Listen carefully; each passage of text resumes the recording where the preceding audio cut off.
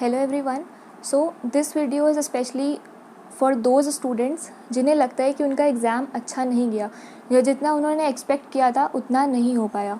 First thing I would like to say कि all of us are walking in different lanes.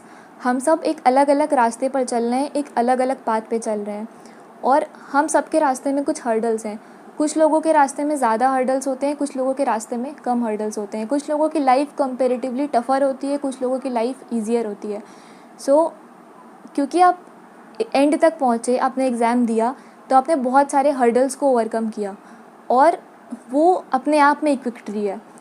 हम क्या करते हैं कि मेरे साथ भी ये होता था कि जब हम नीट दे रहे थे, नीट की जो प्रिपरेशन करी थी 3 साल, उस टाइम पे नीट के अलावा कुछ नहीं दिखता था, सिर्फ नीट नीट नीट, जैसे कि नीट इज़ लाइफ.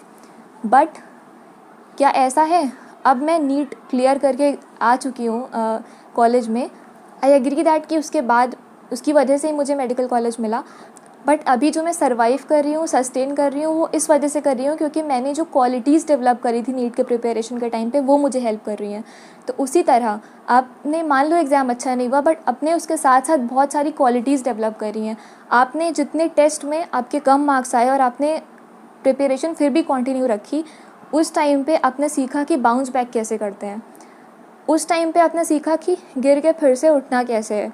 उस टाइम पे हमने लॉन्ग आवर्स तक पढ़ना सीखा. और अभी जो चीज़ें हेल्प कर रही हैं मुझे, वही क्वालिटीज़ हेल्प कर रही हैं. जो मैंने 11-12 का सिलेबस पढ़ा था वो बहुत कम था उसके कंपैरिजन में, MBBS के कंपैरिजन में. अभी जो मैंने क्वालिटीज़ डेवलप करी उस टाइम पे, वो हेल्प कर रही हैं. और आप लोगों ने शायद मुझसे भी, बहुत सारे लोग होंगे जिनके अंदर वो क्वालिटीज़ मुझसे ज़्यादा होंगी. अभी भी I am trying to learn how to not be anxious, how to stay happy, how to bounce back, how to deal with stress. तो बहुत सारे लोग होंगे जिन्होंने कई बार ड्रॉप किया होगा और उनमें ये क्वालिटीज़ ऑलरेडी डेवलप्ड होंगी. और ये चीज़ मैंने अपने कॉलेज में भी देखा है कि जब हम लोग फर्स्ट प्रॉफ का एग्ज़ाम दे रहे थे तो उस टाइम पे एक बहुत ज़्यादा पीक वाला स्ट्रेस आया था. हम सब बहुत ज़्यादा स्ट्रेस थे. द रीज़न वॉज कि स्टार्टिंग में हमारी जो पढ़ाई थी वो हमने बहुत कम पढ़ा था एंड इन दी एंड हम लोग बहुत ज़्यादा पढ़ने लग गए थे, बहुत ज़्यादा पढ़ना पड़ गया था. तो बट जो नीट के प्रिपरेशन पे उतना स्ट्रेस नहीं आया था क्योंकि वो स्लो एंड स्टेडी वाली प्रिपरेशन रही थी. तो उस टाइम पे मैंने ये चीज़ नोटिस करी, हम लोगों ने ये चीज़ ऑब्ज़र्व करी कि जो स्टूडेंट्स ज़्यादा ड्रॉप कर चुके थे वो उतने एंग्शियस नहीं थे, उन्होंने बहुत आसानी से उसको डील कर लिया.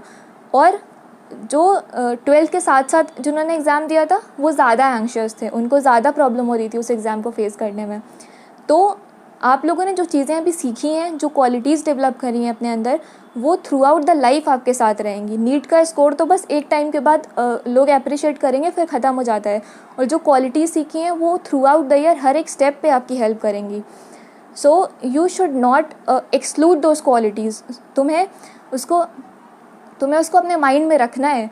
और एक मेरी फ्रेंड, हम लोग को लगता है कि MBBS में सिलेक्शन होने के बाद लाइफ सेट हो जाती है, तो वो चीज़ नहीं है. तो इसके लिए मैं आपको अपनी फ्रेंड का एक स्पीच सुनाना चाहूँगी जो उसने फाउंडेशन कोर्स में बोला था.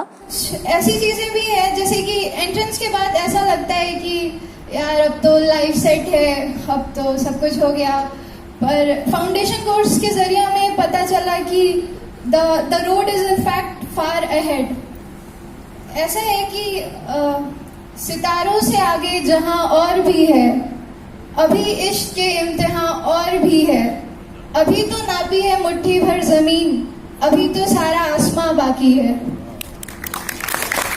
And that's very true. हर एक स्टेप पे आपको स्ट्रगल करते रहना होगा. हर एक स्टेप पे you will have to get up every time you go down. मैंने एक कोट लिखा था, उसकी एक लाइन थी, life is not about always going up, it's all about bouncing back every time you go down. और वही लोग सक्सेसफुल होते हैं जिनके अंदर वो परसिस्टेंट होती है, जो हारने के बाद भी फिर से खड़े होने की ताकत रखते हैं. अभी a lot of you will be saying कि मतलब आई एम नॉट अंडरस्टैंडिंग, बिकॉज जिसने इसको सफ़र किया होता है, जो आप लोग प्रिपरेशन कर रहे थे, एग्ज़ाम अच्छा नहीं हो पाया, वही उस चीज़ को फील कर सकता है. So I totally understand that. मैं नहीं समझ सकती हूँ, I am not in your situation and I have not been through. मतलब मैंने एक बार फर्स्ट अटेम्प्ट जब दिया था 12th में, तो I scored very less at that time. But उस टाइम पे I was satisfied because I didn't give my best. But अगर आप अपना बेस्ट देते हो फिर भी नहीं हो पाता है तो that hurts a lot. But the thing is, एक मैंने रिसेंटली एक कोट पढ़ा था कि don't fear of starting it all over again, because if you are starting it all over again, you are not starting it from scratch, you are starting it from experience. So उस time पे भी मुझे लगता था कि मैंने बहुत experience gain कर लिया है, एंड मैंने उस टाइम पे अपना 100% नहीं दिया था. इस बार मैं 100% दूंगी और आराम से हो जाएगा. और आप सब में बहुत सारी क्वालिटीज़ होंगी जो शायद उसमें नहीं होंगी जिसने फ़र्स्ट अटैम्प्ट में एग्ज़ाम क्लियर किया होगा. जैसे फॉर एग्ज़ाम्पल मैं एग्ज़ाम्पल लेती हूँ, हमारे चैनल का एक टॉप कमेंटर है, उसको फार्माकोलॉजी आती है, उसको फार्माकोलॉजी में ड्रग्स के नाम कौन सी क्लास की है, मैकेनिज़्म ऑफ एक्शंस कहाँ कहाँ यूज़ करना है, ही नो ऑल दीज थिंग्स. तो वो जो आपकी क्वालिटीज़ हैं, स्किल्स हैं, जब टाइम आने पर आप उनको अप्लाई करोगे, जैसे सपोज़ हो सकता है कि अभी आपकी लाइफ में एक लैग फेस चल रहा होगा, बट एक टाइम आने के बाद वो सारी क्वालिटीज़ आप अप्लाई कर पाओगे, जब उन स्किल्स को जब आप अप्लाई कर पाओगे तो आपके सक्सेस का ग्राफ बहुत तेज़ी से राइज़ करेगा. And trust me, I am saying all these things very honestly, and मैं पूरे एक्सपीरियंस से बोल रही हूँ. लाइक जो अभी I am in second year of MBBS, and मैं जो चीज़ें अप्लाई कर रही हूँ वो नीट के स्कोर्स नहीं अप्लाई कर रही हूँ, बल्कि जो क्वालिटीज़ मैंने उस टाइम पे डेवलप करी थी उनको अप्लाई कर रही हूँ. और जितना ज़्यादा आप जितना ज़्यादा आपने फेलियर को फेस किया होगा और उसको ओवरकम करने की कोशिश की होगी, और आप उतना ज़्यादा आप टफ बने होंगे, एंड वो टफनेस आपको through out the year last करेगी, थ्रू आउट द ईयर हर एक स्टेप पे आपकी हेल्प करेगी.